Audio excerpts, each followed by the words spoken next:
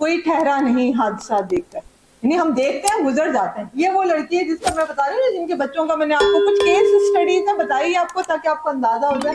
ये वो उन बच्चों की माँ है जिसको जलाया भी और जलाने के बाद ज़िबा भी किया। भाई तुम माफ कर दो, मर रही है वो, जल गई है। ये इसके आप देखें, इसके गले पे निशान है। अंदाजा लगाए, मैंने आपको कहा ना कि हालांकि ये बात मैं कितनी दफा कह चुकी हूँ, लेकिन मैं कह रही हूँ तो मेरे अंदर से जान गई। इनकी बहन ने, वो एमए पास थी, कोई ऐसी जाहिल नहीं थी, एमए पास थी।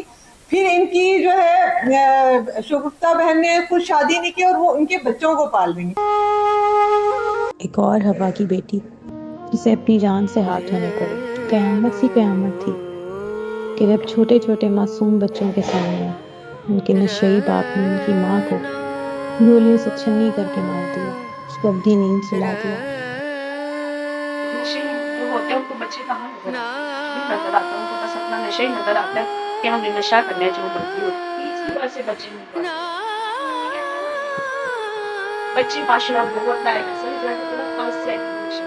गजालाबाजी जिनकी आंखों में उम्मीद थी, बच्चों के मुस्तकबिल के लिए सुहाने ख्वाब थे, आज वो ख्वाब, वो उम्मीद सब मनो मिट्टी तले गए। उनके बच्चों के मुस्तकबिल को संवारने के लिए शऊर ने बेड़ा उठाया है। कैसे मारा? गोली मारी? एक तो मार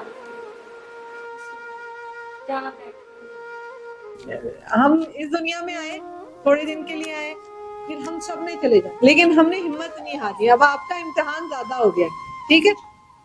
अब आपने ज्यादा मेहनत करनी। आपको नए ट्रॉमा से गुजरे, तो इनके ऐसे बच्चों को संभालने के लिए कोई और स्ट्रेटेजी चाहिए होगी, वो आप फुलफिल हमारे साथ नहीं